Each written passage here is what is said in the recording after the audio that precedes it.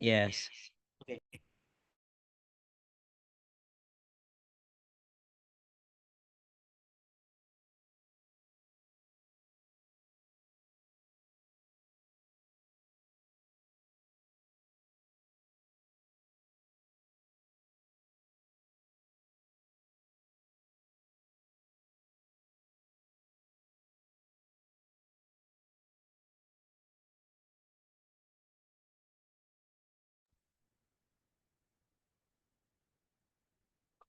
Nggak mau Jay.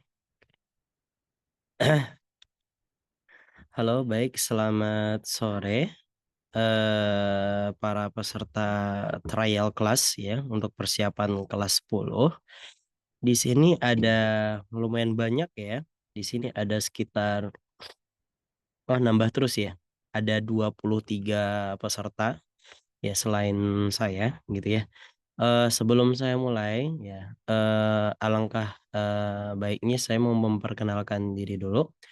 Perkenalkan, saya panggil saya aja ya, atau Bapak juga boleh ya. Perkenalkan, nama Bapak Okeli Wahyudi, ya bisa dipanggil Pak Okel ya. Bapak adalah salah satu guru di SMA Wardaya ya, yang mengajar di bidang fisika, terutama di fisika kelas 10. Terus kalau seandainya untuk kelas ekstrakurikuler, Bapak mengajar astrofisika ya, atau ilmu astronomi. Jadi bagi anak-anak yang nantinya mau lanjut di Olimpiade, terutama di astronomi, itu Bapak akan menemukan Bapak juga sebagai pematerinya di sini, gitu ya. Oke, tanpa berlama-lama lagi, ya, di sini Bapak sebelum memulai trial kelas kita, ya Bapak juga ditugaskan di sini memperkenalkan juga ya sebelum anak-anak mencoba join di sini, kita nanti join di sini ya. Di sini Bapak akan memperlihatkan jadwal trialnya. Ini adalah jadwal trial yang terakhir ya, untuk periode ini ya, yaitu hari Kamis ini. Nanti ada biologi juga di jam 16.15, berarti after ini gitu ya. Oke, baik. Nah, di sini Bapak akan memperkenalkan kalau SMA ini merupakan salah satu SMA yang terbaik juga, terutama di Jakarta gitu ya, di bidang prestasinya. Karena di sini kalau diperlihatkan ya, SMA ini tidak kalah saing ya dengan SMA-SMA unggulan lainnya seperti baik negeri maupun swasta ya. Di sini perolehan medalinya itu nomor 8 seluruh SMA yang ada di Jakarta gitu ya. Maka SMA Wadaya menempatkan diri sebagai 8 terbaik di Jakarta. Itu termasuk prestasi yang sangat tuh ya, sangat prestisius juga ya untuk SMA yang SMA ini ya. Baik, kemudian di sini nanti akan ada open house anak-anak. Jadi kalau ada yang mau ikut nanti join open house di SMA Wardah itu di tanggal 20 September. Ya, open house-nya mungkin anak-anak mau berkenalan dengan building ya. Ya, berkenalan dengan gedung, ya, berkenalan dengan tata ruangnya dan juga eh, berkenalan juga dengan bagaimana kurikulum di sini dan juga program-program yang ada di sini. Seperti itu. Eh, di sini disebutkan kalau SMA Wardaya itu resmi menjadi Cambridge International School ya dan British Council. Jadi nanti anak-anak tidak akan akan fenomenal nantinya dengan yang namanya Cambridge Curriculum di sini gitu. Jadi basisnya lebih mengarah ke Cambridge di sini dan British Council juga. Oke ya. Baik. Nah, di sini ada jadwal penerimaan siswa-siswi SMA Wardaya untuk next year's period gitu ya. Untuk 2026, 2027. Di sini ada gelombang pertama dulu itu di tanggal 4 September deadline-nya. Jalurnya jalur tes online itu di tanggal 6 September ya. Kemudian untuk jalur non tes ya itu di Rabu tanggal 10 September. Itu pengumumannya maksudnya gitu ya. Tanggal 4 deadline-nya kayaknya sekarang udah tanggal 4. Harusnya deadline-nya hari ini ya jam 3 tadi gitu. Untuk jalur non-tes itu berdasarkan rapor anak-anak, jadi nilai rapornya dilihat dulu untuk kelas IPA ya. Jadi kalau anak-anak nanti mau masuk kelas IPA, dilihat matematika, Inggris, IPA-nya gitu. Kalau minimal 85 ya. Kemudian kalau untuk kelas IPS juga sama, dilihat kelas IPS-nya juga. Sedangkan untuk jalur tes itu nilai rapor boleh di bawah 85, tapi nanti akan ngikutin tes di sini. Ya, untuk masuk kelas IPA ada tes IPA-nya, untuk tes IPS ada tes IPS-nya, gitu ya. Kemudian ada sesi interview terakhir dengan Dokter Anton Wardaya sebagai kepala sekolah juga di sini. Gitu, baik itu jalur non tes maupun jalur tes gitu ya. Baik, untuk lebih jelasnya nanti bisa kontak. Nah, kontaknya nanti ada di akhir sesi kita gitu. Ya, di akhir nanti ada. Oke, di sini juga ada persiapan kuliah. Jadi anak-anak di sini nggak cuman sekolah aja. Di sini juga terkombinasi dengan apa namanya? Apa ya? Bisa kita bilang tergabung ya.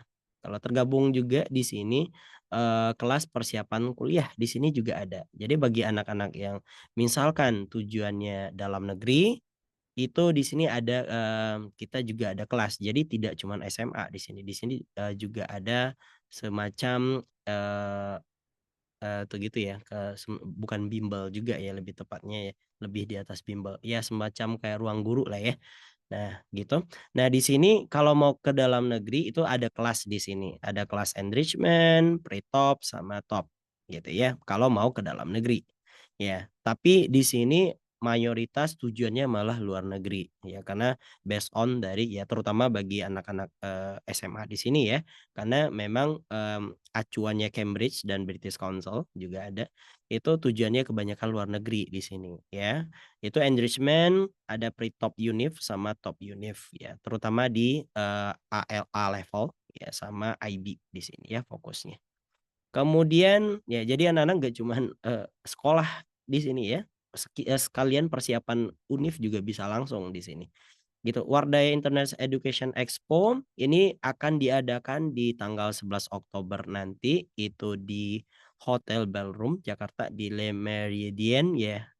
Ini anak-anak boleh cek nanti, gitu ya. Di sini, anak-anak boleh mengikuti ini ya, itu di tanggal 11 Oktober, Wardah International Education Expo ya.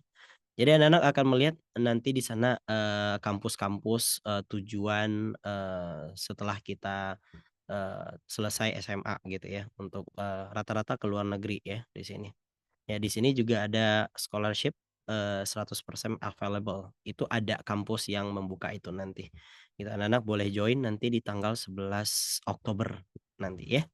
Baik, kemudian kelas persiapan Olim. Jadi nggak cuman ada kelas SMA aja di sini ya, kelas regional aja, juga ada kelas Olim bagi yang, bertujuan masuk ke suatu universitas gitu ya dengan jalur cepat, ya kan ada beberapa kampus nih yang sangat menerima sertifikat Olim. Ya misalkan nih, anak-anak menang olimpiade fisika misalkan gitu ya, dapat medal. Nah itu dapat jalur cepat juga ya dari, pihak suatu kampus gitu ya. Sehingga, dengan jalur prestasi anak-anak bisa join ke kampus tersebut ya. Kemudian, luar negeri pun juga seperti itu, ya di luar negeri pun juga seperti itu. Jadi kalau kita ada sertifikat medal itu salah satu syarat juga beberapa kampus untuk dapat beasiswa, gitu ya. Baik, di sini persiapan Olimnya ya itu ada 8 ya, di sini ada math, ada fisika, ada kimia, biologi, komputer, astronomi, ekonomi. Yang belum ada itu ada 2 yaitu kebumian dan juga, geografi ya, itu yang belum ada di sini, gitu. Mungkin nanti diusahakan di, periode berikutnya ya. Nah, 7 ini, sudah ada di sini. Jadi kalau anak-anak nanti, apa namanya, kalau anak-anak nanti tertarik dengan kelas persiapan Olim itu, boleh dihubungi nanti kontak yang ada di sini nanti ya. Di sini juga ada Canadian Senior Intermediate Mathematical Contest juga ada di sini, ini boleh nanti, anak-anak boleh tanya juga ke itunya, apa namanya, ke nomor yang, sudah diterakan di sini. American Mathematical Competition. Jadi ini juga ada gitu ya pelatihannya di sini. Jadi ada pelatihan untuk olimpiade-olimpiade yang diadakan terkhusus gitu ya. Misal kayak Canadian Senior dan Intermediate Mathematical Contest, ada American Mathematical Competition, terus ada tes minat bakat dan bakat juga di sini. Kemudian kelas esai dan interview. Jadi bagi anak-anak yang mau masuk universitas unggulan itu pasti disuruh bikin esai gitu ya. Bikin esai sebagus mungkin. Nah, gitu. Nah, di sini ada kelasnya juga. Jadi kalau anak-anak nanti mau seandainya persiapan ke luar negeri disuruh bikin esai, nah, itu silahkan join ke kelas ini untuk membantu anak-anak ya. Kemudian kelas persiapan masuk sekolah SMA unggulan di sini juga ada ternyata bagi misalnya anak-anak di sini udah kelas 9 rata-rata ya. Nah, bagi adik-adiknya nanti nih kalau seandainya mau masuk SMA unggulan di sini juga ada kelasnya gitu. Misalnya adiknya baru kelas 8 nih, saya mau masuk SMA Tamrin atau SMA apa misalkan gitu ya. Nah, di sini juga ada kelas untuk apa namanya? Untuk mempersiapkan hal tersebut gitu. Terus ada ASEAN Scholarship juga ada ya sekondari 1 dan 3. Jadi ini biasanya beasiswa Singapura biasanya ya. Setahu Bapak. Jadi bagian anak yang mau apa namanya untuk dapat beasiswa untuk studi SMP-nya di Singapura setahu Bapak ya. Di sini sudah ada kelas sekondari 1 untuk beasiswa untuk 6 SD dan 1 SMP untuk melanjutkan ke kelas 7 di SMP tapi di Singapura gitu ya. Kemudian untuk kelas sekondari 3 itu untuk 2 sampai 3 SMP melanjut ke kelas 9 di Singapura seperti itu. Baik, di sini juga ada tes ujian IGCSE ya. IGCSE itu adalah ujian biasanya apa? IGCSE itu kalau nggak salah ujian tuh ya, ujian materi selevel anak-anak SMP biasanya. Biasanya ini diajarkan awal ketika kita baru masuk SMA, seperti itu. Nah, di sini juga ada tes ujiannya. Jadi kalau anak-anak butuh untuk misalkan, mau masuk ke SMA, luar negeri gitu ya, biasanya tes IGCSE, biasanya seperti itu. Nah, di sini ada tesnya juga dan juga ada sertifikatnya, langsung, dari Cambridge University, ya, gitu. Nah, di sini jika anak-anak ya, tadi Bapak menjelaskannya secara cepat gitu ya. Jadi kalau anak-anak mau lebih detail lagi, bisa bertanya langsung melalui kontak yang ada di sini. Ya, bisa kontak kantor, bisa melalui IG, ya IG gitu ya, WhatsApp, melalui web ataupun melalui Linktree di sini ada gitu. Anak-anak bisa screenshot atau bisa foto, nanti bisa tanya-tanya lebih lanjut gitu ya. Nah, sekarang ya Bapak sudah 15 menit ya sesuai dengan waktunya.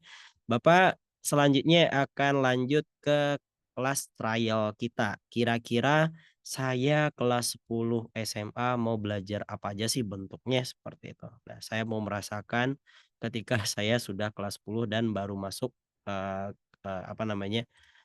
Mata pelajaran fisika. Nah, terkhusus di sini karena memang, dia itu sudah terintegrasi dengan Cambridge gitu ya. Di sini secara pasif itu diajarkan bahasa Inggris, misal pasif itu, dalam itu ya, dalam paparannya, misalnya di PPT atau di silabusnya atau di modulnya itu bahasa Inggris.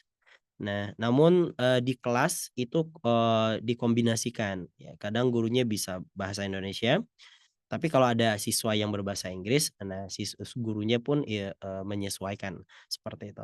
Namun di sini memang, mayoritas itu menggunakan bahasa Inggris, gitu ya. Tapi di kelas itu bisa bahasa Indonesia juga, ya, gitu ya. Baik, nah silabus untuk terkhusus kelas fisika, terutama kelas 10, itu di sini ada physical quantities dan unit ini di SMP anak-anak juga udah belajar biasanya di kelas 7 kalau nggak salah.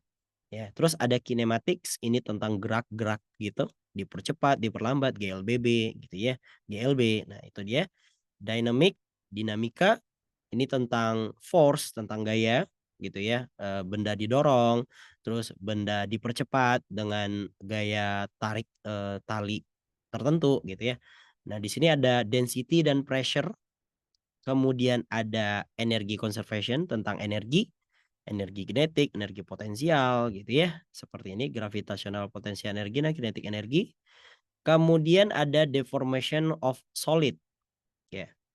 Ini semua based on dari, AS level dulu gitu ya. Jadi di sini deformation of solid itu, bagaimana benda solid itu bekerja, bagaimana, dia bisa elastik, bagaimana dia bisa patah itu akan dibahas. Kemudian ada wave, ada gelombang gitu ya, anak-anak udah belajar getaran dan gelombang juga pastinya, vibration and wave gitu ya.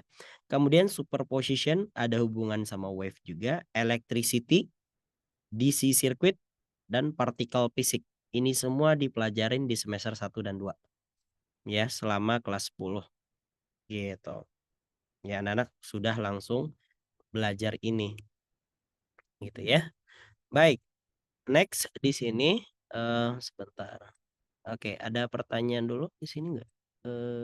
Belum ada ya, di chat belum ada. Oke, kita masuk di sini Bapak sebagai sampel aja, trial namanya, trial itu juga gambaran gitu ya. Nah, inilah kira-kira bagaimana kita masuk ke kelas 10 SMA di sini. Ya, di sini physical quantities dan unit, bab pertama di kelas 10. Nah, learning outcome yang akan diharapkan di sini, pertama di sini pasti wajib ya ditempelin, apa aja target dari pembelajaran kita selama sesi, physical quantity ini. Itu pertama understand that all physical quantities consist in the numerical magnitude and a unit. Jadi physical quantity kalau bahasa Indonya itu kayak besaran dan satuan. Di SMP anak-anak udah pasti belajar, di kelas 7 tentunya kan. Nah di sini diulang kembali tapi lebih, mendalam gitu ya. Kemudian anak-anak di sini harus mengetahui SI base unit atau besaran pokok dan unitnya.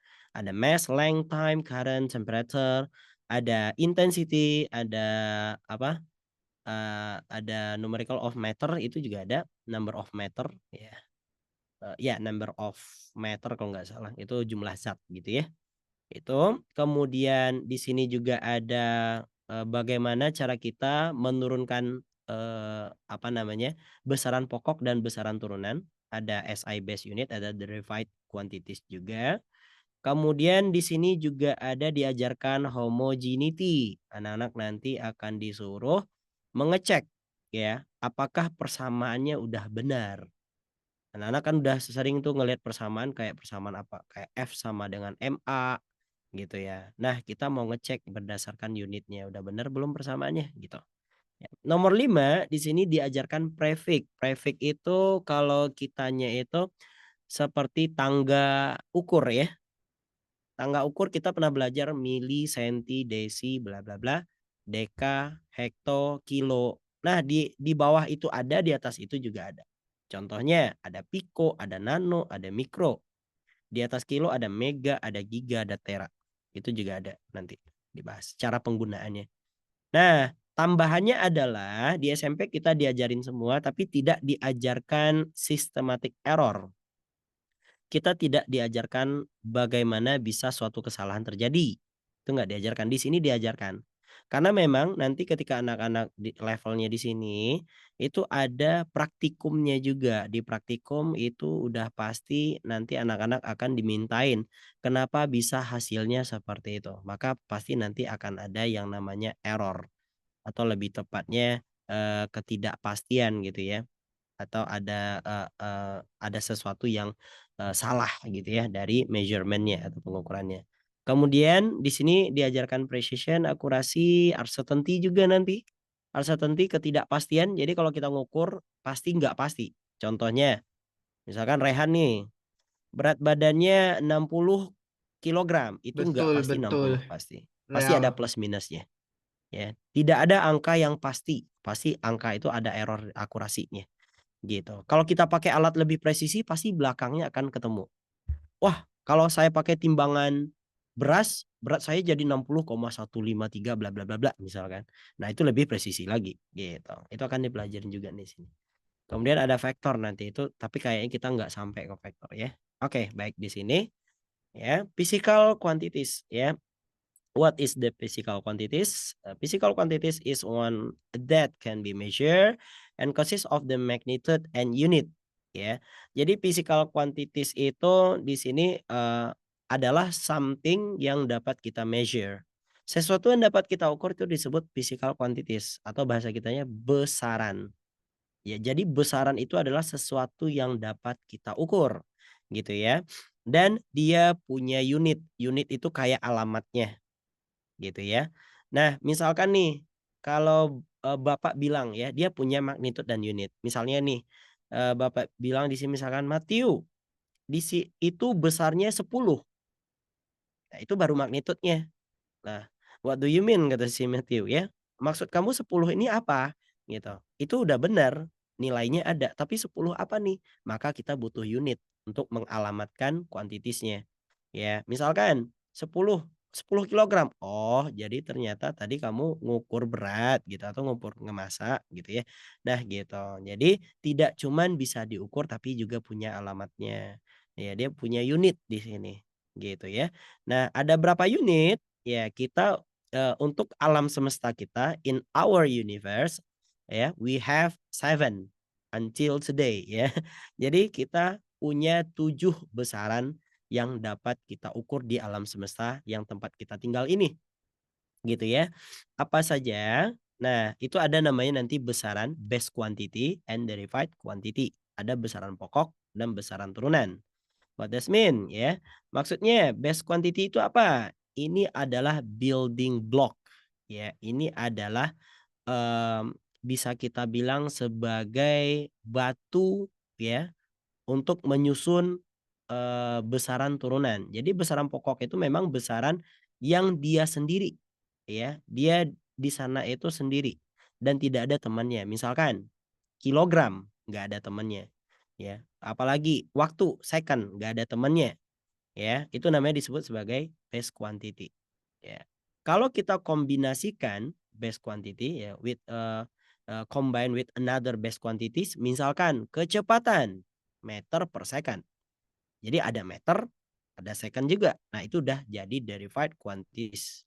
Jadi derived quantities ini like a house ya. Ya, from building block by the base quantities gitu kira-kira ya. Oke, jadi gitu ilustrasinya. Ya, jadi ada base sebagai pokoknya, derived sebagai hasil dari kombinasi dari yang pokok gitu. Atau kita sebut sebagai besaran turunan. Anak-anak mungkin juga udah belajar di SMP deh. Nah, ini dia ya. 7 ya base quantity ya di alam semesta kita ya. Bersama SI unitnya. SI unit itu maksudnya international system ya. SI unit misalnya gini. Bentar ya. Length unitnya meter. Nah, itu simbolnya unitnya meter gitu ya. Nah, kenapa dibilang SI unit? Karena ada beberapa negara yang dia nggak mau sama dengan yang lain. Ya, anak udah pasti tahu lah ya negara apa. Contohnya US gitu. Nah, kalau kita pakai SI ini, seluruh yang ada di dunia sepakat ya, length itu pakai meter. Jadi kalau kita ngomong misalkan di apalagi di Asia gitu ya, kayak di Jepang ya, di Indonesia pakai meter, di Jepang pakai meter, di Eropa pun masih pakai meter. Tapi ada beberapa negara yang nggak pakai meter. Contohnya Amerika ya, satuannya yang hampir sama panjangnya dengan meter, mereka pakai apa? Ada yang tahu? Kita pakai meter, dia pakai apa? Miles, Wait, miles. wait. Ya, Rehan Duh, mau ngomong gimana mau apa? Rehan convert dari meter ke miles? Miles, pakai Inci, Feet, foot. yard ya. inches. Oh ya, inches. foot or Eh, feet. Feet. ya. US dia pakai yard. 1 yard, Oh, 2 yard yard. ya. Ya. Di mana Oh 1 ya yard ya. itu 0,9 meter. Jadi mereka sedikit berbeda dengan kita. Jadi untuk satu ukuran panjang, satu lengan gitu ya, kita pakai meter, mereka malah pakai yard gitu ya.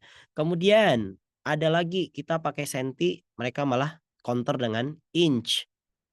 Kita pakai kilometer, mereka counter pakai mile. Nah, kira-kira seperti itu. Mile. Ya, kita pakai apa lagi? Mereka ada satuan yang lain, feet gitu ya. Apalagi ya banyak lah ya satuan dari mereka. Nah, SI ini tujuannya untuk menyatukan itu. Jadi kalau kita ngomong length, udah berarti semuanya sepakat kalau dia pakai meter. Itu lebih baik ya. Sebenarnya ada cerita menarik di sini. Ya, gara-gara SI unit ini mungkin anak-anak pernah dengar cerita kerugian Eropa gitu ya. Rugi 2 triliun rupiah gitu ya di tahun 1976, nggak tahu kurs sekarang jadi berapa tuh ya, 2 triliun rupiah kalau kitanya itu hanya gara-gara masalah SI unit aja. Jadi Eropa itu ceritanya minta tolong ke Amerika untuk menerbangkan pesawat roketnya untuk bisa mengorbit di planet Mars. Ya ceritanya seperti itu, ada hitung-hitungannya gitu ya.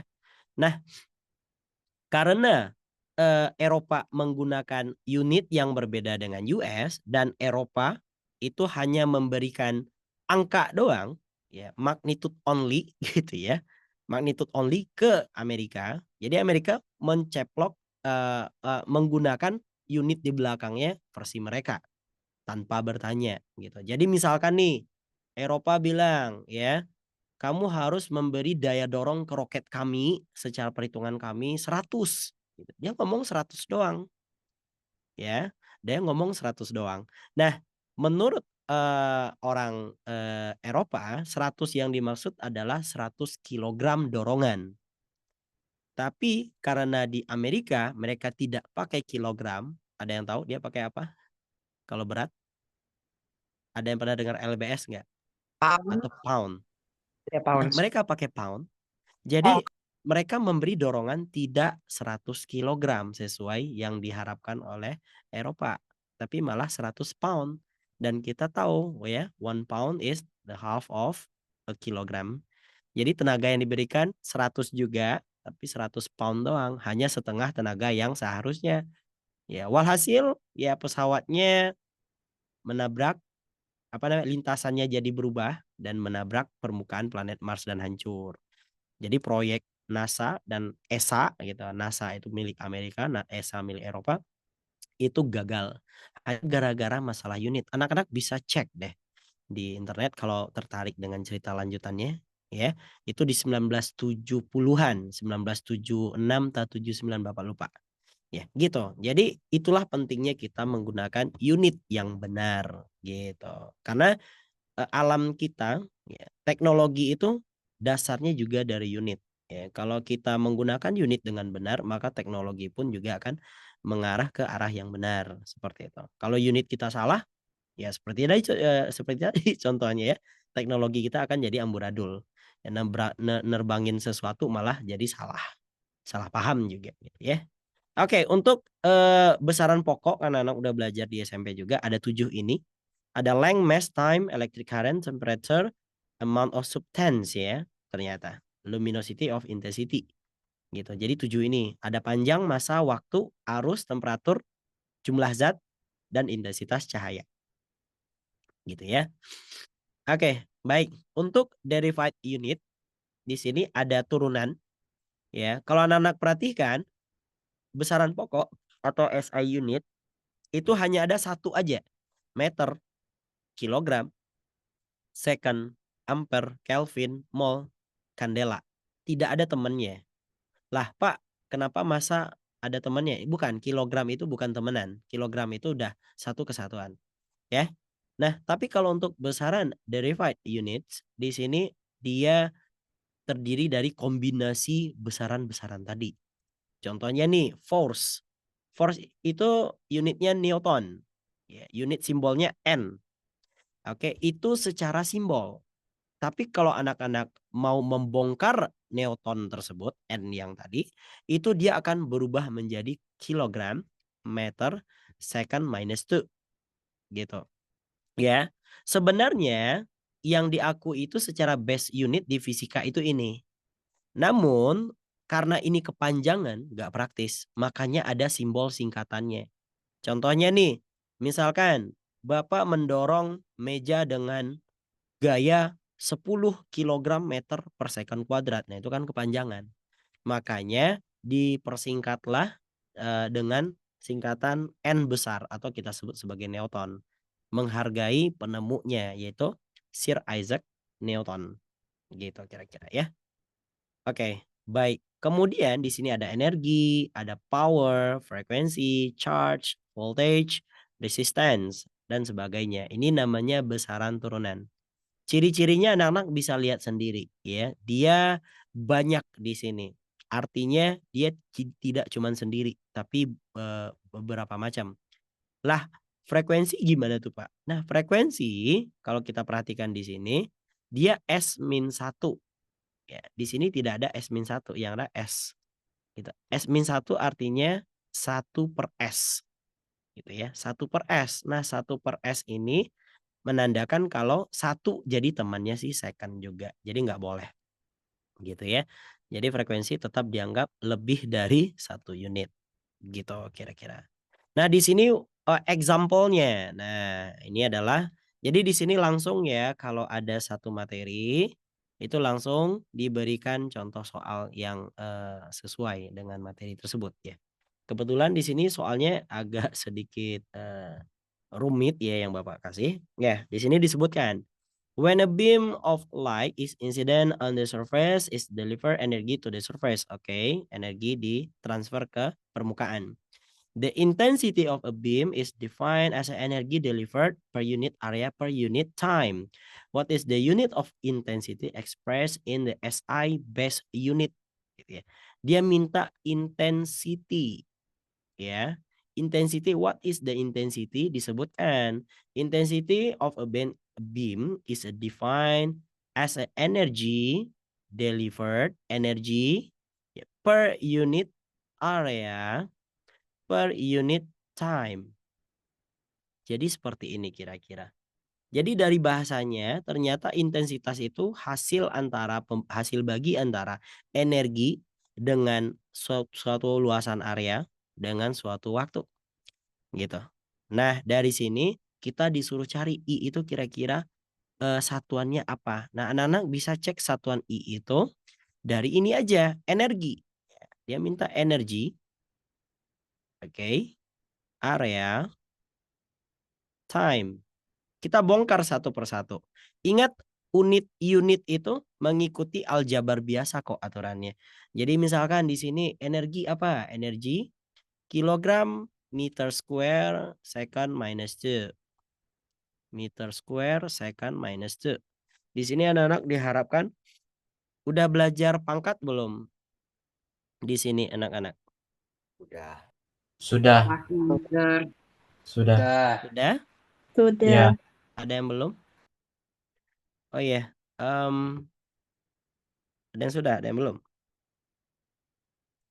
Bentar.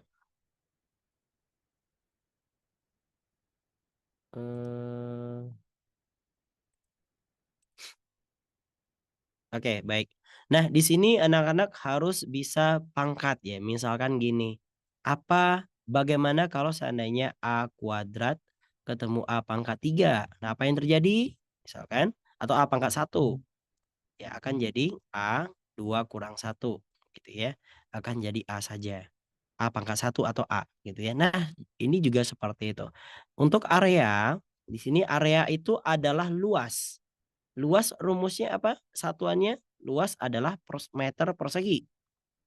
Time unitnya adalah second. Nah, ini semua ya, anak-anak bisa langsung kerjakan. Kita lihat meter kuadrat ketemu meter kuadrat. Bisa kita coret ya. Bisa kita coret di sini. Kita coret.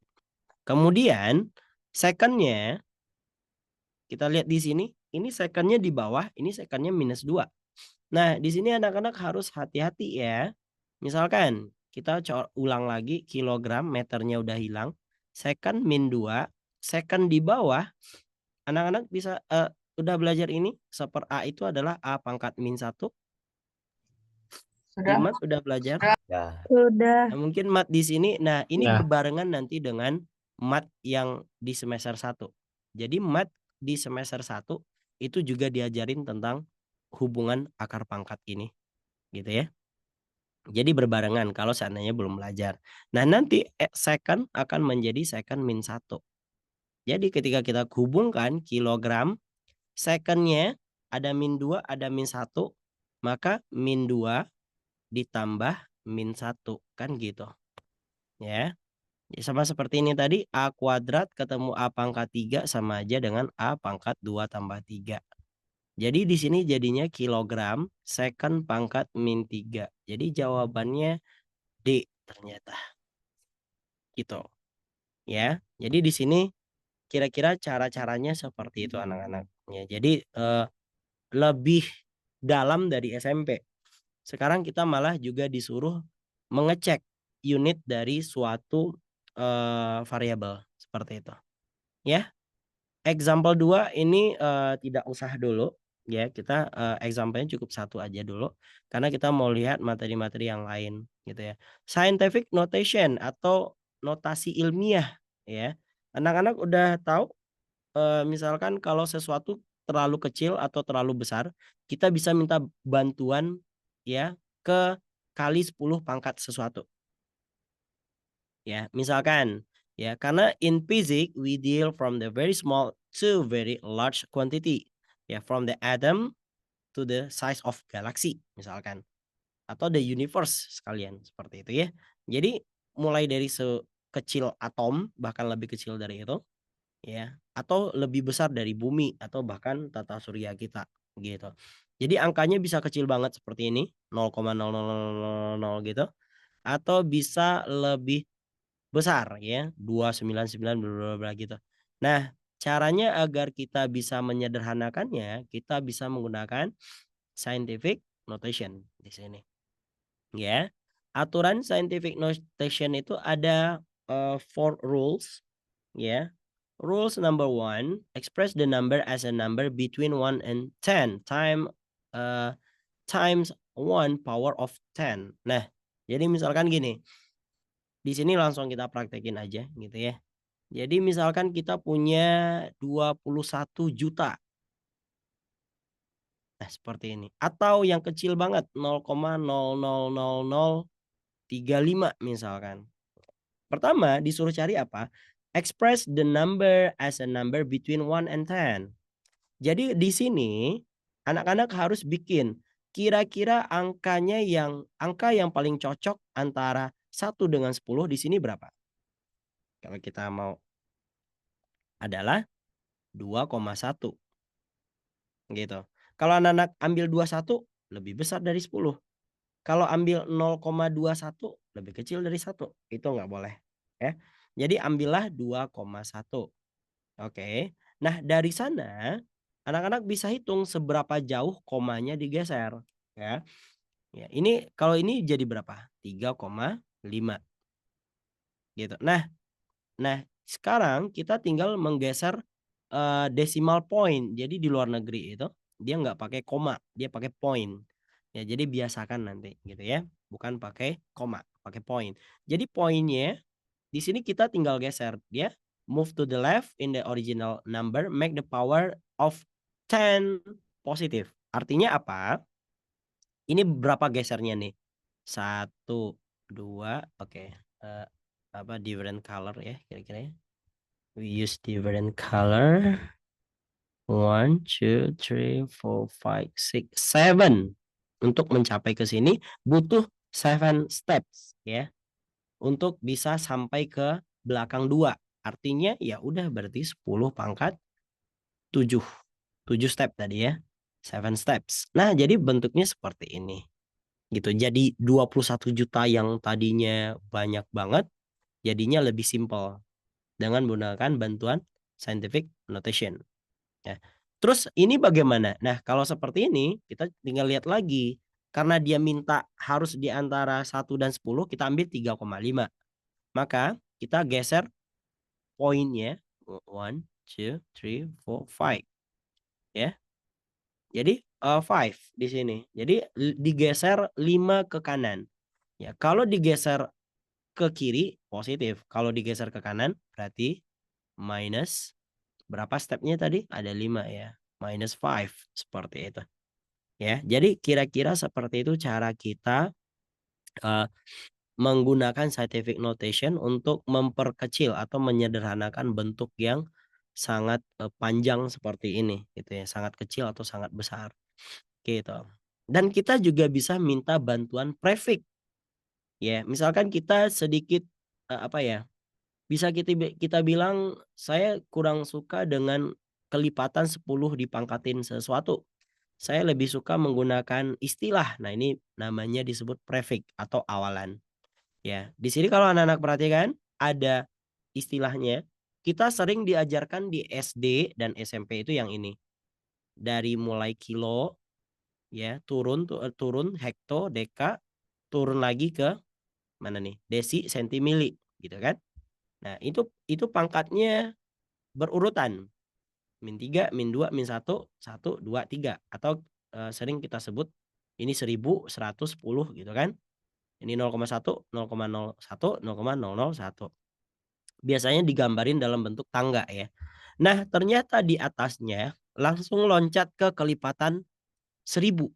10 pangkat 3 naik 10 pangkat 6, naik 10 pangkat 9, naik 10 pangkat 12. Nah, mungkin anak-anak kalau melihat hard disk gitu ya, misalkan HP-nya emang berapa giga sih? Nah, itu istilahnya dari sini. Giga itu artinya 10 pangkat 9. Misalkan RAM-nya 8 gigabyte atau 16 gigabyte, artinya 16 kali 10 pangkat 9 byte itu artinya, gitu. Ya, jadi ini lebih menyederhanakan kelipatan 10 ini, jadi masih bisa dipersingkat. Nah, misalkan di sini contohnya, "Pak, saya mau 10 pangkat 7 itu terdekatnya ternyata 10 pangkat 6." Misalkan ini 21 juta meter. Ini misalkan kilogram, gitu ya.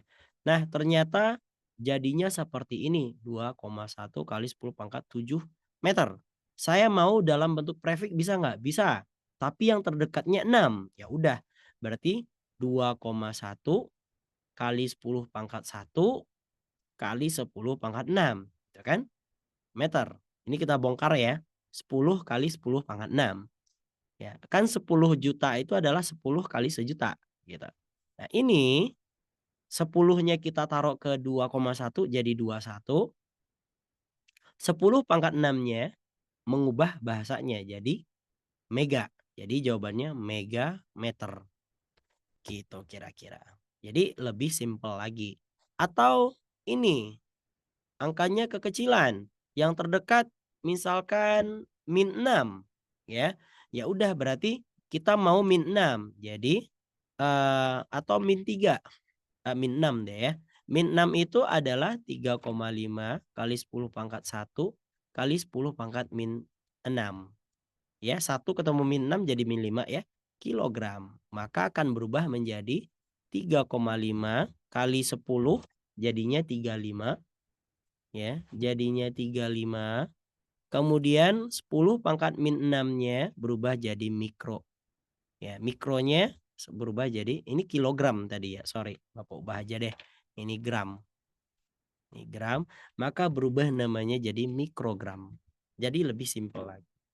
Jadi itulah tujuan dari scientific notation dan prefix. Jadi bisa menyederhanakan angka-angka yang besar dan angka-angka yang kecil seperti itu.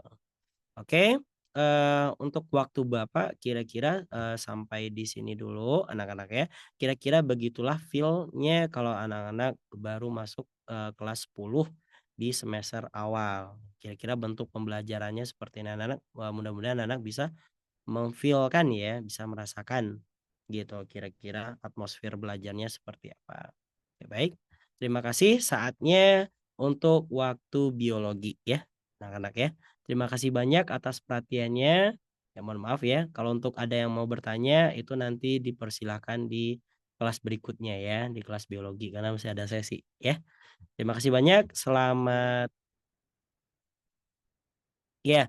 Untuk sesi 2 akan dimulai 5 menit lagi ya. Jadi anak-anak boleh istirahat dulu, bagi yang mau ke toilet silakan, bagi yang mau peregangan dulu silakan ya. Terima kasih banyak atas perhatiannya, jumpa lagi di lain, kesempatan ya. Ya, terima kasih, Kak. Terima kasih, Pak. Makasih, Pak. Terima kasih, Pak. Terima kasih, Pak.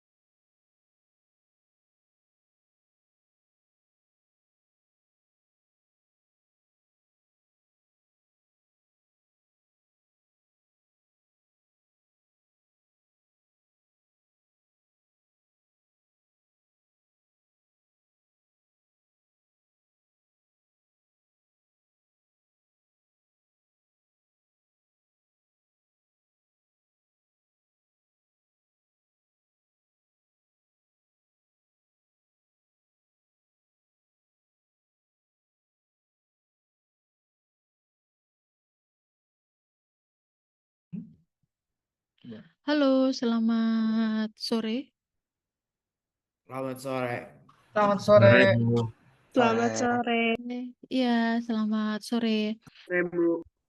Selamat sore. Jadi perkenalkan saya adalah pengajar biologi ya, gitu. Pengajar biologi di SMA Wardaya. Jadi SMA Wardaya kita punya menggunakan kurikulum Cambridge gitu. Ya, oke. Eh, mungkin kita langsung aja ya. Jadi kalau di biologi, kalau di kurikulum Cambridge itu kita punya tesnya itu akan dibagi menjadi dua, yaitu ada AS level dan juga ada E level gitu ya. Jadi eh, tes Cambridge-nya itu ada AS level, kemudian E level. Nah, kalau kalau AS level itu ada 3 paper ya, gitu. Ada paper 1, kemudian paper 2, paper 3. Nah, kalau paper 1 itu bentuknya multiple choice question, kemudian paper 2 itu structural question atau isian singkat dan esai, dan paper 3 adalah praktikal gitu. Sedangkan A levelnya kita ada dua paper, yaitu paper 4 dan paper 5 itu ya. Paper 4 dan paper 5. Paper 4 itu ini dua-duanya sama-sama ya, dua-duanya ini sama-sama structure question ya, structure question. Jadi dia sama-sama isian singkat. Nah, itu. Ya. Nah, untuk apa di biologi sendiri kita ada 11 chapter ya. Ada 11 chapter untuk materi AS level ya. Jadi kalau materi AS level itu kita ada di biologi ya. Itu 11 chapter. Nah, ini biasanya kita selesaikan di kelas 10 biasanya sih ya, gitu. Nah, jadi di sini biologi itu yang pertama itu topiknya adalah cell ya, structure and function, kemudian biologically molecule ya. Kemudian ada enzim ya. Materinya ada enzim, kemudian transport membrane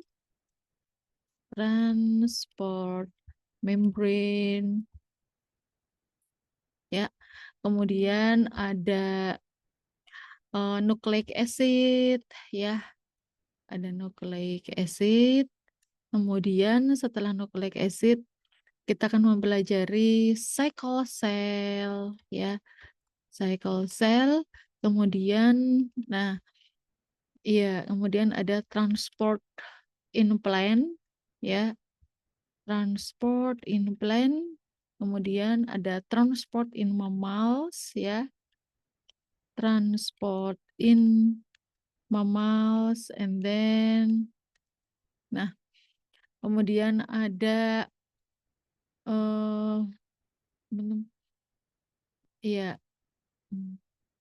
bakterial ya, infection bakterial, kemudian infectious disease ya, ya, and the last is immunity. Nah, gitu ya, gitu. Kita ada 11 chapter ya. Itu pun hanya di AS level saja, belum yang E level. E levelnya itu kurang lebih ada 10 ya, 10 chapter gitu. Yuk. Jadi sekarang di kelas trial di sini Miss mau Miss mau membagikan sedikit materi ya. Ini baru sedikit materi, itu kelihatannya juga udah banyak banget ya. Sedikit materi mengenai cell structure and function ya. Nah, kita tahu kenapa kita harus mempelajari cell structure and function. Kenapa kita harus mempelajari sel? Kenapa? Karena apa? Karena sel merupakan basic unit of life. Jadi di sini kita mengatakan kalau ternyata sel itu adalah unit terkecil dari kehidupan, di mana dia sudah memberikan ya. Jadi di situ ada ciri-ciri ya, ada ciri-ciri kehidupan ya. Ciri-ciri kehidupannya itu seperti apa? Ciri-ciri kehidupan misalnya living organism ya. Maybe we know that living organism itu seperti apa ya. Living organism itu biasanya yang pertama respirasi ya. Respiration, kemudian metabolism ya. Makhluk hidup itu pasti berespirasi. Tidak bisa kalau dia tidak berrespirasi. Kenapa dia harus berespirasi? Kenapa? Karena makhluk hidup itu membutuhkan energi. Respirasi itu adalah cara makhluk hidup untuk memperoleh energi. Maka dia dengan respirasi gitu ya. Pernafasan lah ya, kalau misalkan gampangnya tuh kalau misalkan adik-adik bilang, ya ini adalah pernapasan. Betul, pernapasan itu kan masuknya oksigen. Nah, oksigen yang masuk ke dalam tubuh kita itu sebetulnya digunakan buat apa sih? Ya, mungkin gampangnya untuk pembakaran ya. Ya, betul. Ya, jadi pembakaran itu maksudnya adalah untuk melakukan metabolisme yang ada di tubuh kita supaya kita bisa mendapatkan energi ya. gitu, respiration. Kemudian metabolisme. Metabolisme ini ada hubungannya erat dengan respirasi. Ya, di mana metabolisme ini pasti yang pertama kita akan membutuhkan enzim, ya. Kita butuh enzim, kemudian enzim yang akan kita yang dipakai mempercepat reaksi itu nanti dia akan digunakan untuk metabolisme, iya digunakan untuk menghasilkan energi ya.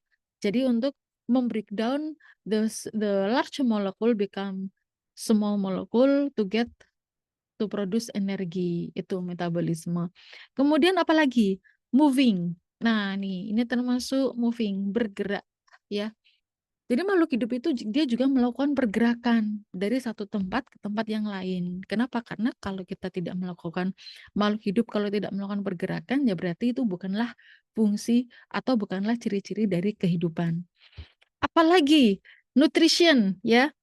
Need nutrition, food nutrition ya, needed nutrition. Nah, jadi kalau misalkan ya yang namanya makhluk hidup kan namanya juga harus makan ya, gitu, harus makan. Buat apa? Untuk membutuhkan energi, kemudian untuk melakukan apa namanya, untuk melangsungkan kehidupan supaya tidak punah, supaya bisa tetap survive gitu ya. Nah, sel ya. Sel itu ukurannya tuh kecil sekali ya. Jadi small units. Makanya di sini the basic unit of life. Nah, karena sel ini ukurannya kecil ya, sekecil mikro ya, seukuran mikro, maka sel ini tidak bisa dilihat dengan mata telanjang ya. Harus membutuhkan alat. Nah, alatnya itu apa? Alat yang harus kita butuhkan untuk melihat sel yaitu adalah mikroskop gitu ya. Jadi di sini ini small unit. Nah, di sini we need microscope ya, we need microscope to see sel. Ya, mau plant cell, mau animal cell, mau bacterial cell, itu semuanya tidak bisa kita lihat dengan mata telanjang gitu. Nah, di sini sebetulnya gimana sih penampakan dari sel? Nah, kita kan pasti adik-adik juga pasti akan bingung, akan mencari tahu ya, gitu. Jadi kita melihat sel itu pakai apa gitu kan? Kita melihat sel itu pakai alat bantu seperti tadi yang Miss bilang, yaitu menggunakan mikroskop. Nah, mikroskop ini ditemukan oleh siapa sih? Nah, yang pertama, penemuan mikroskop ya, ini dia. Penemuan mikroskop itu dilakukan oleh Robert Hooke ya, Robert Hooke. Nah, Robert Hooke ini dia tuh namanya juga ilmuwan ya. Jadi dia itu penasaran gitu, penasaran. Sebetulnya bentuk sel itu seperti apa gitu. Nah, seiring dengan dia menemukan sel, dia juga menemukan alat untuk melihat sel. Apa itu? Mikroskop. Tapi mikroskop di era Robert Hooke ini masih sangat sederhana, ya. Nah, Robert Hooke examined thin slices of plant materials, yaitu cork cells. Ya, jadi dia melihat cork cells, ya, sel gabus pada bawang putih, sel gabus pada bawang merah. Nah, penampakannya tuh seperti ini. Dan itu sel mati yang dilihat Robert Hooke itu, gitu. Oh, ternyata bentuk sel itu seperti ini. Nah, akhirnya apa?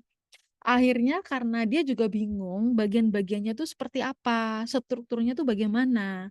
Kalau strukturnya itu kita masih belum jelas di situ ada apa aja, maka kita kan bingung ini fungsinya sel itu untuk apa. Nah, sehingga disempurnakan oleh Schleiden and Swan gitu. Jadi Schleiden and Swan it suggested that all plants and animals are made of cells ya. All cells come from pre-existing cells by the process of cell division gitu. Jadi Schleiden ini seorang ahli fisiologi tumbuhan ya. Sladen itu ahli fisiologi tumbuhan, sedangkan Swan ini adalah ahli fisiologi hewan gitu. Jadi dia beranggapan sebetulnya hewan dan tumbuhan itu sebetulnya memang berasal dari sel. Nah, dari statement yang ketiga, all cells come from pre-existing cells by the process of cell division. Jadi sel itu sebetulnya ya berasal dari sel sebelumnya atau sel yang sekarang ini anaknya gitu berasal dari sel induknya. Nah, dari proses apa? Dari proses pembelahan sel gitu. Oke, silakan kalau ada yang mau ditanyakan. Miss, kalau sel pertama itu datangnya dari mana? Sel pertama datangnya dari mana? Evolusi ya. Kalau kita bicara evolusi, sel itu sebetulnya datangnya tuh dari prokariot. Jadi sebelumnya tuh berjuta-juta tahun yang lalu gitu. Ya, berjuta-juta tahun yang lalu itu dia tuh masih berupa prokariot, masih primitif ya, gitu. Jadi isinya tuh masih sel-sel yang belum kompleks gitu, sel-sel yang belum menunjukkan metabolisme yang detail. Jadi masih sederhana. Nah, sel yang masih sederhana itu kan prokariot gitu. Prokariot itu tahu bedanya prokariot sama yang non prokariot? Nah, kenapa saya bilang sederhana? Karena prokariot ini istilahnya masih primitif. Jadi dia dikatakan tidak memiliki nukleus gitu. Dia tidak memiliki nukleus, artinya dia tidak memiliki membran inti sel. Nanti habis ini kita bahas apa bedanya prokariot dan eukariot gitu ya. A cell can be thought of as a bag in which the chemistry of life occurs surrounded by a thin membrane. Nah, the membrane is an essential feature of all cells because it acts as barrier but also controls exchange between the cell and its environment partially permeable gitu. Nah, jadi di sini there are two types of cell. Tadi ya seperti yang tadi sudah saya singgung sesuai dengan yang ditanyakan. Tapi sebelumnya terima kasih sudah bertanya. Nah, itu two types of cell. Nah, itu ada prokariot dan eukariot. Kalau yang prokariot itu gimana? Kalau yang prokariot itu berarti dia like membrane bond nuclei. Jadi dia tidak memiliki membran nukleus ya. No nucleus membrane itu.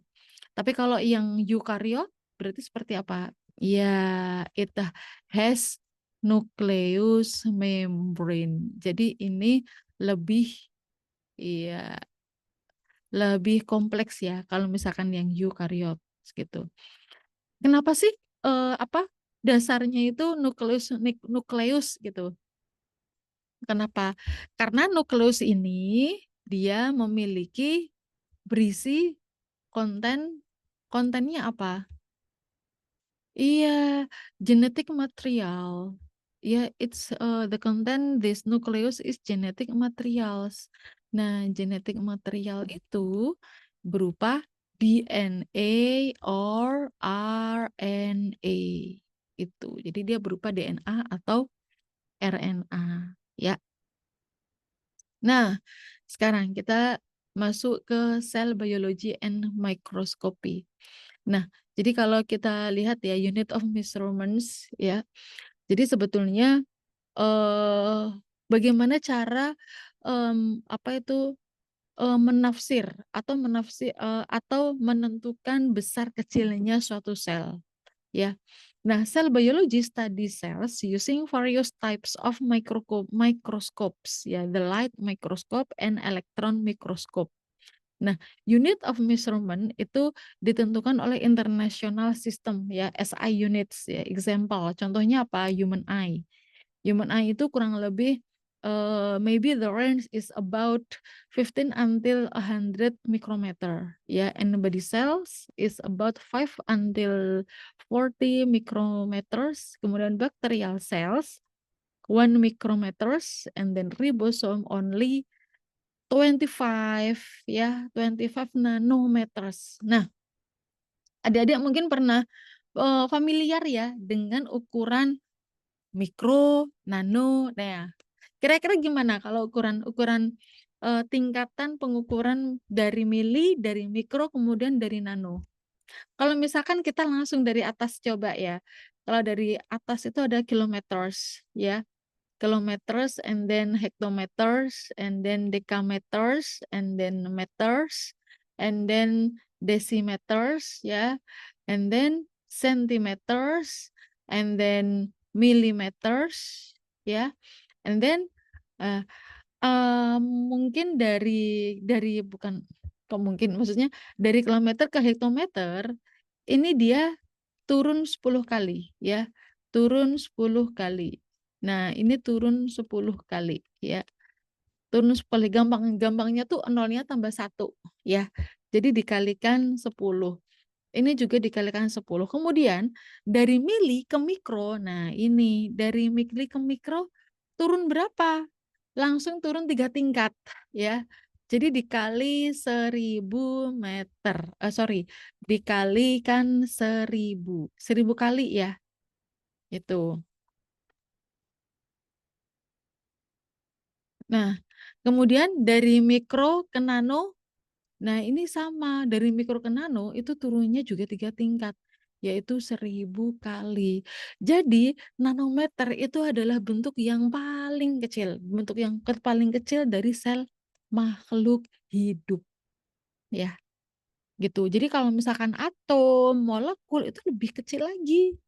Ya, mungkin sulit untuk dilihat ya, mungkin harus pakai elektron mikroskop maybe. Ya gitu. Jadi turunannya seperti ini ya. Ya, dikalikan 10 kalikan 10, kemudian dari mikro ke nano. Nah, biasanya kalau di Cambridge Biology itu gimana? Kalau di Cambridge Biology itu yang paling sering keluar itu adalah dari mili ke mikro dan atau dari mili, mikro kemudian ke nano. Ya. Itu yang menjadi 10 yang paling sering ditanyakan gitu ya. Nah, berikut adalah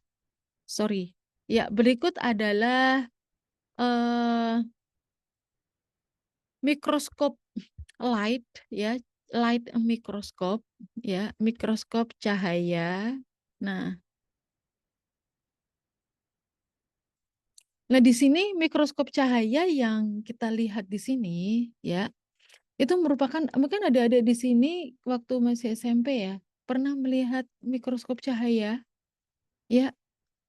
Nah, mikroskop cahaya itu sebetulnya apa sih? Mikroskop yang sumbernya itu menggunakan cahaya itu ya. Sumbernya menggunakan cahaya, kemudian untuk melihat untuk melihat objek yang ada atau untuk melihat preparat atau melihat sampel yang akan kita amati itu ya.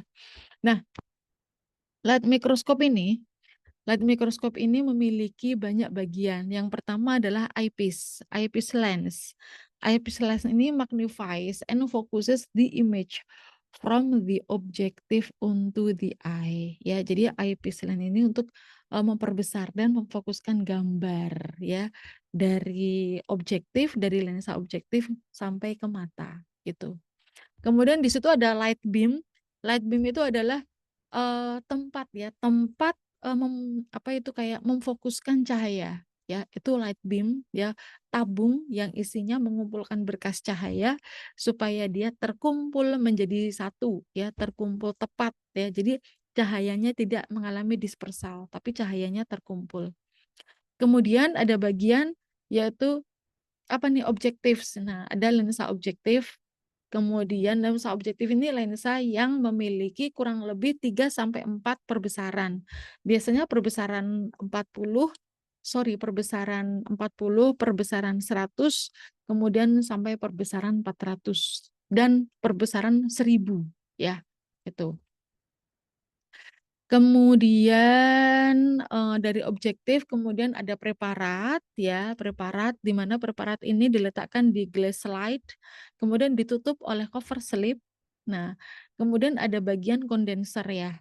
Nah, ini ada bagian kondenser lens, kemudian ada bagian light source-nya. Nah, ini adalah light source-nya. Ya, light source itu sumber cahaya gitu.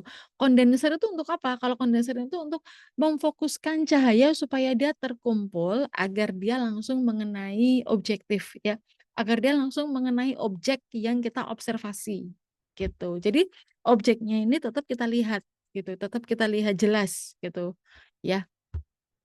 Oke. Nah, dengan melihat mikroskop, dengan menggunakan mikroskop cahaya, maka kita bisa melihat sel-sel yang dari tumbuhan dan sel hewan, ya.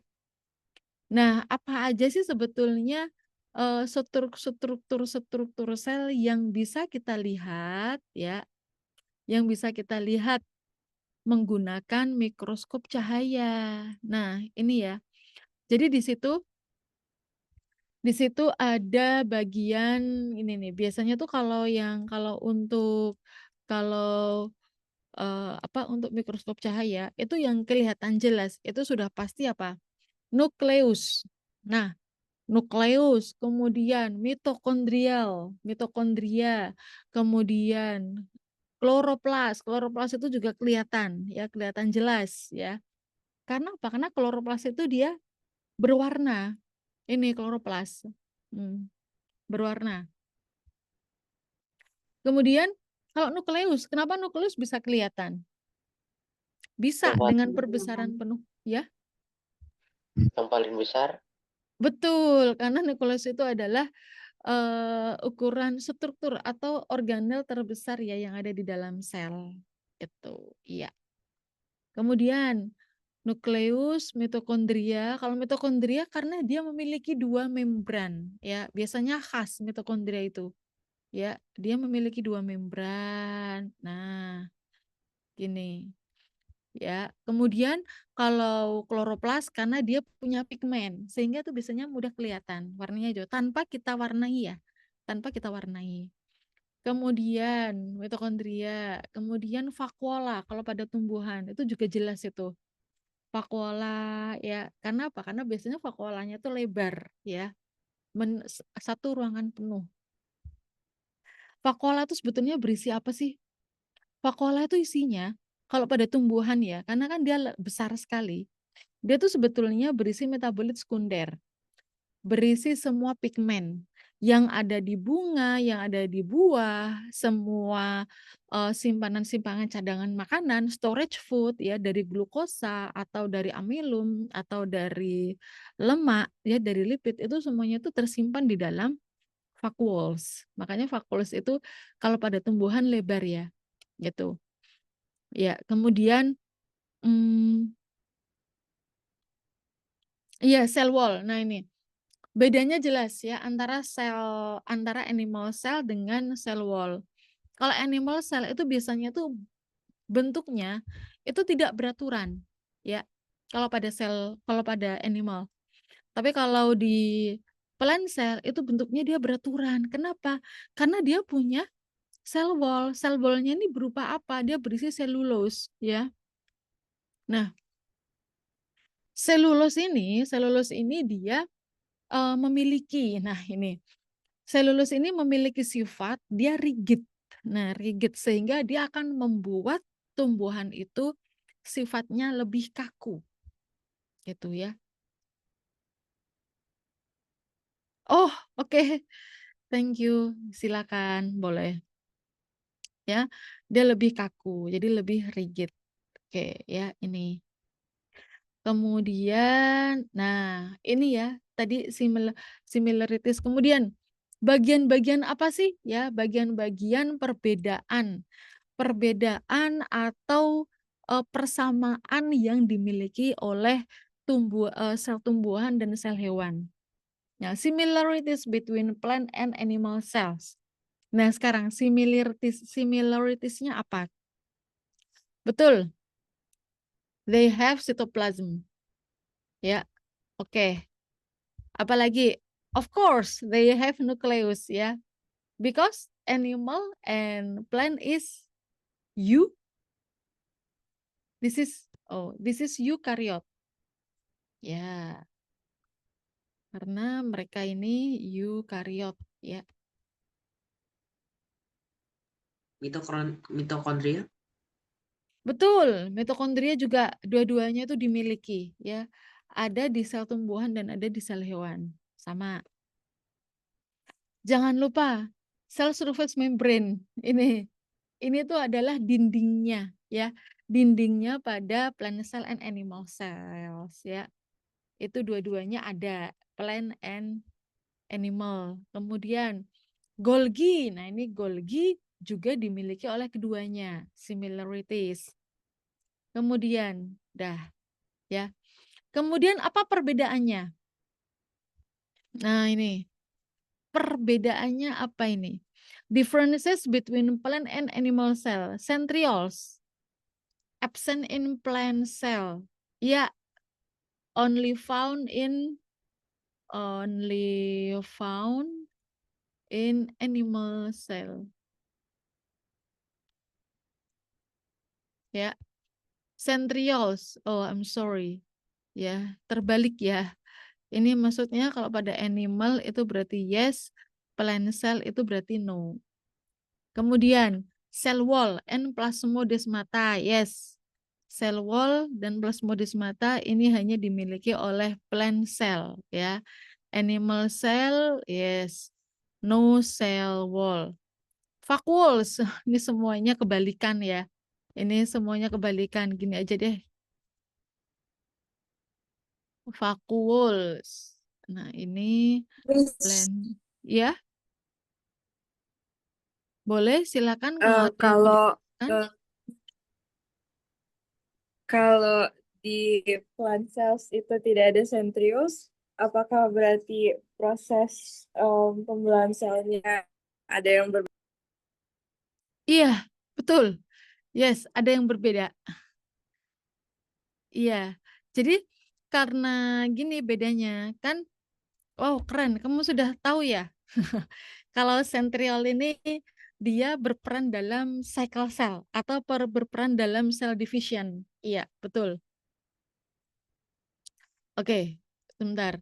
Nah, jadi kalau misalnya kalau pada hewan ya, ya berarti kalau misalkan karena dia punya sentriol, maka dia bisa membuat membantu dalam pembelahan sel. Tapi kalau di sel plant cell ini beda sama hewan ya. Kalau di plant cell yang pertama karena plant cell itu punya cell wall ya. Jadi kalau di plant cell itu lebih ke cell wall ini biasanya dia akan membelah lebih dulu ya. Sel wall akan membelah lebih dulu, kemudian bukan membelah, tetapi sel wall ini sudah membentuk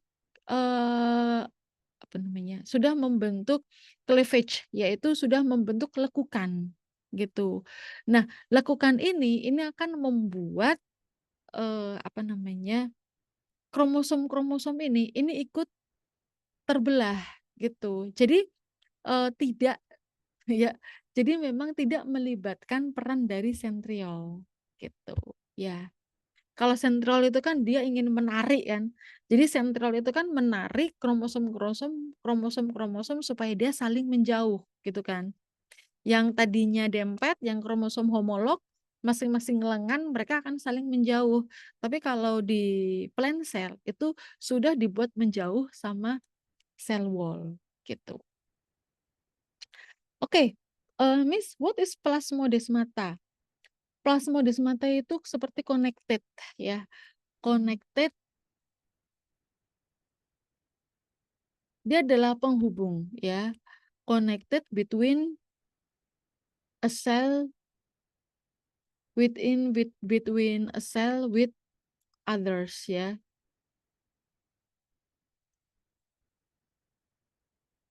Jadi antara satu sel dengan sel tetangga gitu, itu adalah plasmodesmata. Dia akan membuat penghubung. Ya, misalnya seperti ini. Nah, ini adalah plasmodesmata. Nah,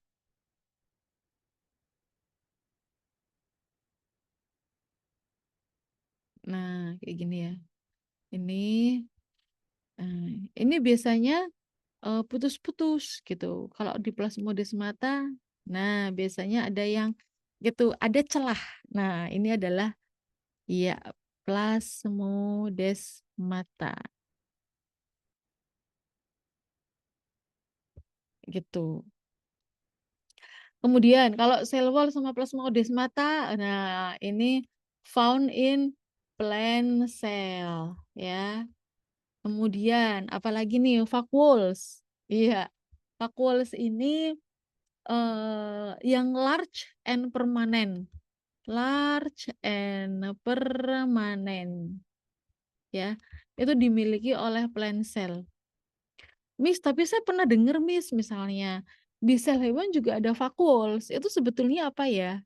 Hmm. Jadi kalau di sel hewan itu sebetulnya temporary vacuoles, ya. Temporary vacuoles itu seperti vesikel, ya, seperti vesikel atau kantong. Kantong yang berisi semua sisa-sisa metabolisme yang akan dibuang. Itu. Jadi isinya tuh cuman vesikel yang nanti dia akan mengalami ya eksositosis, yaitu dia nanti akan mengalami, dia akan keluar, kemudian dia akan terbuang. Gitu. Ya. Kloroplas, yes, of course, kloroplas ini hanya ada di plant cell. Jadi itu ya yang membedakan antara plant cell dan animal cells.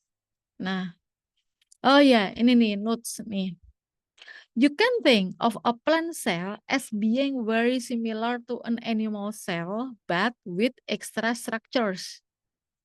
Plant cells are often larger than animal cells, although cell size varies enormously. Now, don't confuse the cell wall with the cell surface membrane. We know that cell wall are relatively thick and physically strong. Ya, cell wall itu dia tebal dan kuat, kaku. Ya, whereas cell surface membrane, but cell surface membrane very thin. Ya, and the cell walls are freely permeable. Makanya kalau cell wall itu dia walaupun dia strukturnya tebal ya, kemudian kaku, tapi dia free. Kalau ada molekul keluar masuk ya dia asal aja keluar, asal aja molekul masuk. Tapi kalau cell surface membrane enggak, mereka apa? Iya, cell surface membrane itu dia selektif ya.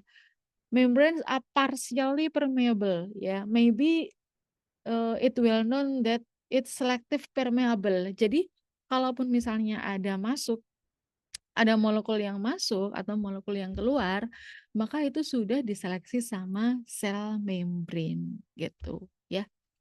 All cells have a cell surface membrane, but animal cell do not have a cell wall ya. Vacuoles are not confined to plant cell. Animal cell may have small vacuoles, such as phagocytic vacuoles, although these are not usually permanent structures. Gitu ya. Jadi beda ya antara vakuola pada tumbuhan dan vakuola pada hewan. Itu pun juga sama, beda juga antara dinding sel atau cell wall dengan sel surface membran atau membran sel. Gitu. Ya. Silakan kalau ada yang mau ditanyakan. Nah, kemudian bagaimana cara membuat making temporary slides ya? Nah, making temporary slides itu biasanya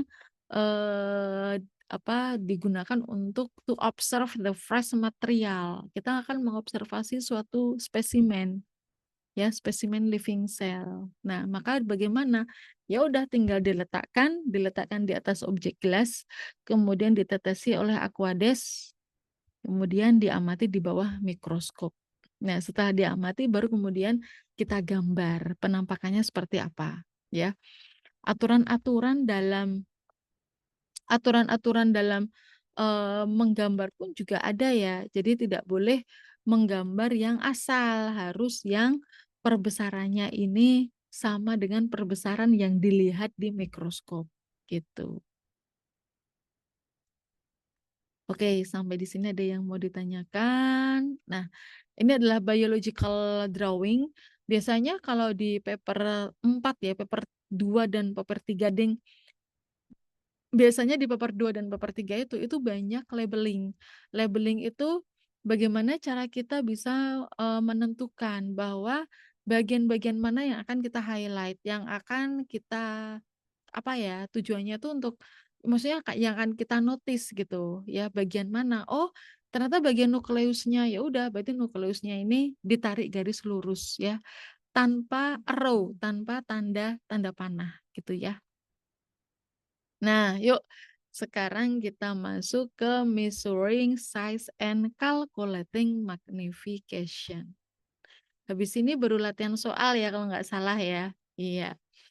Nah, bagaimana caranya measuring size and calculating magnification? Cara menentukan perbesaran dan ukuran sel. Nah, ini dia. Units of measurement. Ya. We know that magnification is the number of times larger an image of an object is than the real size of the object. Ya. Jadi magnification itu gampangnya itu adalah perbesarannya ini berapa kali gitu. Oh iya Miss, perbesarannya ini 100 kali. Jadi kelihatan, oh perbesarannya 100 kali. Bagaimana caranya kita bisa tahu kalau sel yang kita lihat ini perbesarannya 100 kali? Dari rumus. Ini rumusnya, formulanya. Ya. Formulanya itu adalah M sama dengan I per A, di mana I ini adalah image size ya. Image size and A ya. Dan A ini adalah actual ya, actual size. Jadi image size itu adalah ukuran yang terlihat atau ukuran yang terlihat di kertas atau ukuran yang terlihat di mikroskop. Itu adalah image. Ya. Aktualnya berapa? Namanya juga mikroskop. Nggak bisa kita lihat ya. Tapi biasanya berdasarkan buku itu dikasih tahu. Oh, bakteri bakteri E. coli gitu. Bakteri E. coli itu kurang lebih 1 sampai kurang lebih 2 mikrometer. 2 mikrometer itu tidak bisa dilihat dengan mata telanjang ya. Nah, ketika kita melihat bakteri E. coli yang ada di mikroskop ya kan sudah dengan perbesaran. Nah, itu makanya dihitung gitu ya. Kita akan mengukur berapa panjangnya, berapa lebarnya ya. Nah, pakai apa? Ini dia.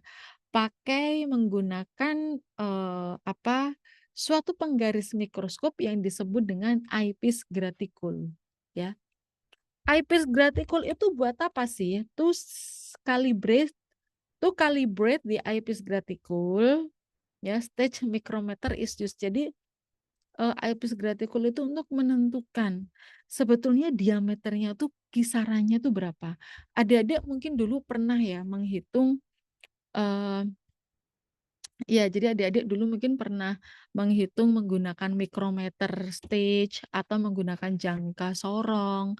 Jangka sorong itu sama. Jadi ini adalah stage mikrometer. Biasanya pembaginya itu 0 sampai 100 ya. Eyepiece graticule 0, 10, 20, 30, 40, 50, 60, 70, 80, 90, 100 ya. Nah, bulet-buletan ini apa?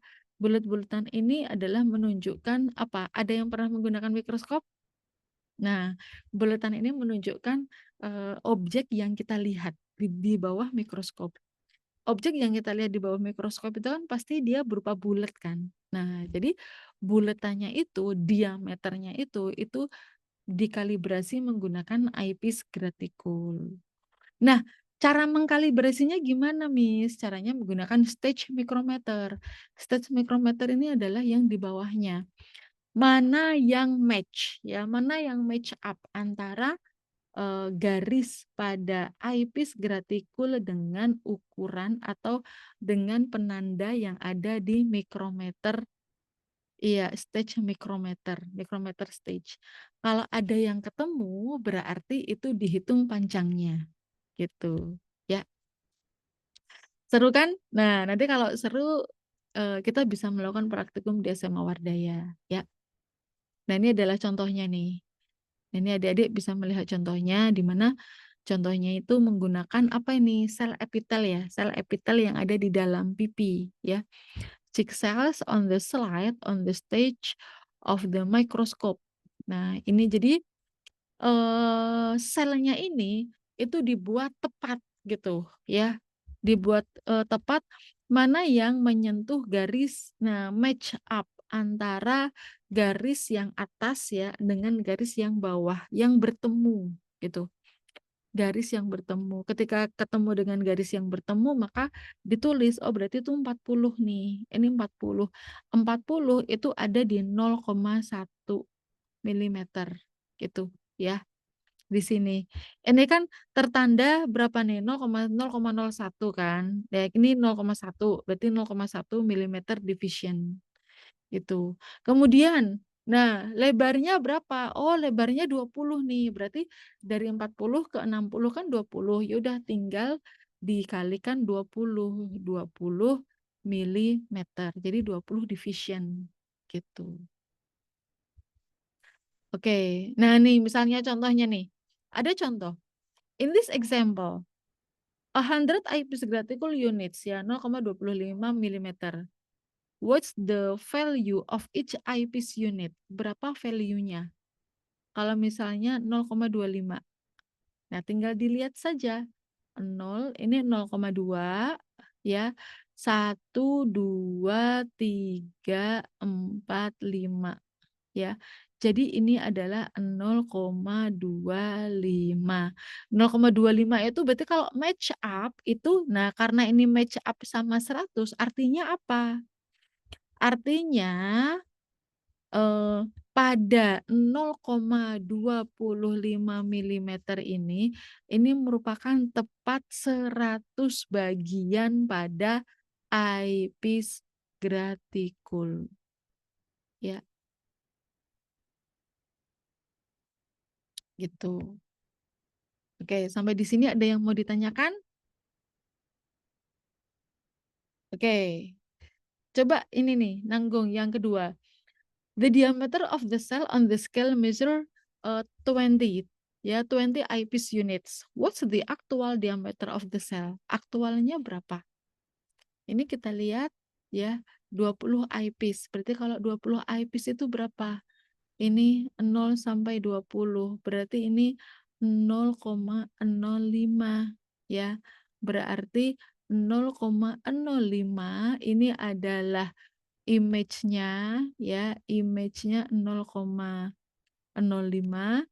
Nah, kemudian perbesarannya, nah ini harus tahu perbesarannya berapa dan harus tahu aktualnya berapa. Jadi nggak bisa kita hitung karena kita belum tahu aktual size-nya berapa. Gitu ya. Jadi paham ya. Jadi kita menggunakan rumus M sama dengan I per A, yaitu image dibagi aktual. Oke, sampai di sini ada yang mau ditanyakan? Oke, mungkin kalau ada yang ditanyakan, mungkin di next ya. Sampai bertemu lagi. Ya, kalau ada yang mau ditanyakan, bisa adik-adik bisa ditanyakan besok di kelas trial yang selanjutnya. Kakak masih belum tahu kapan. Nah, jangan lupa tetap belajar dan tetap semangat ya. Siapa tahu kita bisa bertemu di tahun depan di SMA Wardaya. Oke, kakak cukupkan sampai di sini. Terima kasih atas Kak, waktu mau dan nanya dong perhatiannya. sebentar. Oh iya, Mau nanya boleh. sebentar boleh. Kak, mau tanya dong. Jadi kan ke Wadaya kan ada kurikulum nasionalnya juga. Jadi Iya. belajarnya itu gimana, Kak? Kan ada Oh, Cambridge, ada nasional kan? iya. Yang pasti untuk yang utama itu kami kurikulumnya pakai Cambridge. Jadi Cambridge dulu di kelas 10 sampai kelas 11, baru kemudian kurikulum nasional itu nanti akan kita ajarkan di kelas 12 untuk persiapan TKA. Begitu, Bu. Oh gitu. Iya, Terus kalau yang AS level sama A level itu jadi dia bersambung ya, Bu? Apa Miss? bersambung. Jadi kan AS level itu kan ada 11 chapter, sudah itu baru lanjut A level 10 chapter A-level. ya. Iya, betul. Bersama. Oh, terus Enggak, kalau tidak setelah lanjut. lulus, biasanya kalau siswa dari SMA Wadaya itu surat tanda STTB-nya gimana, Miss? Ada Sekarang menggunakan ijazah maksudnya. Iya, oh ijazah Bu ya. ijazah, ijazah Ya, iya. ijazahnya kalau ijazahnya kan SMA Wardah ini kan terdaftarnya kan sekolah untuk kurikulum nasional. Jadi kita tetap Ya. format ijazahnya kurikulum nasional, tetapi anak-anak ini nanti akan mendapatkan sertifikat sertifikat asesmen dari Cambridge. Nah, sertifikat Cambridge-nya ini yang bisa digunakan untuk mendaftar di top univ di luar negeri, begitu. Oh, Kalau contohnya misalnya sudah ada nilai A levelnya keluar, kalau nggak salah betul, di open house katanya kelas 11 semester 2, berarti iya, udah bisa masukin application ya, Miss? iya betul, masukin Contohnya aplikasi. misalnya contohnya ke NTU, berarti mereka itu diseleksi dari nilai A levelnya bukan dari nilai rapot nasionalnya ya? Tergantung persyaratan yang diminta NTU, Bu. Karena biasanya Oh, untuk top univ, memang begini, untuk top univ itu karena kan itu di luar negeri, jadi kita mereka menggunakan standar internasional. Nah, standar internasional itu yang pertama diakui pasti A level ya, AS level dulu, gitu baru ya. kemudian A level. Nah, A level ini yang menjadi kuncinya. Nah, yang disertakan juga itu adalah laporan rapot di setiap semester. Jadi supaya tahu, Oh, oh ya. apakah siswa ini grafik nilainya itu naik atau stabil atau turun begitu. Oh, gitu ya. Baik, Miss, udah cukup jelas. Oh Terima iya, kasih, Miss. terima kasih sama-sama. Iya. Eh kalau tidak salah, iya, Bu, apakah ini muncul di tes masuk SMA Wardaya? Kalau tidak salah, iya, karena soal-soal untuk tes masuk Wardaya juga saya juga lupa ya Bu ya, kurang lebih materinya yang digunakan tes masuk itu materi kelas 7 dan kelas 8. Kelas 7 sampai kelas 8 gitu. Miss, Ya. Ya. apakah nanti tes masuknya bahasa Inggris atau dalam bahasa Indonesia? Kemungkinan besar bahasa Inggris gitu, kemungkinan besar. Ya, ya karena memang Cambridge itu kan kita semuanya berbahasa Inggris walaupun dalam pengajarannya itu menggunakan bahasa Indonesia, tetapi semua sumber, semua source dari buku, dari bahan-bahan bahan-bahan pengajaran kami semuanya menggunakan bahasa Inggris ya. Tes masuknya kami menggunakan bahasa Inggris gitu. Kalau tes masuknya kelas SMP kelas 7, 8, 9. Ya, materi-materinya semuanya materi SMP untuk tes masuknya. Ya, karena gini, karena sebetulnya eh, kurikulum Cambridge untuk A level itu untuk usia minimal kurang lebih minimal 15 tahun gitu. Jadi kalau untuk adik-adik yang masih SMP itu kemungkinan besar eh, kesulitan. Jadi kami untuk tes masuknya minimal itu yang berbahasa Inggris dan biasa materi-materi kelas 7 8 9 masih kelas 7 8 9 gitu. Kurang lebih kalau tidak salah tidak ada materi SMA. Iya. Oke. Ada yang mau ditanyakan lagi? Oke, iya, terima kasih. Ya, kalau begitu tetap masuk. Iya, untuk tes masuknya tetap masuk. Ya. Oke, kalau tidak ada yang mau ditanyakan, mungkin saya cukupkan sampai di sini. Ya, terima kasih atas waktu dan perhatiannya, adik-adik dan Bapak Ibu semuanya. Sampai bertemu di lain kesempatan. Oke, terima kasih. Selamat Terima sore. kasih, Miss. Wassalamualaikum. Makasih, Terima Miss. kasih. Terima Iya, kasih, Kasih, Bu. terima kasih. Miss. Iya, terima kasih. Cut.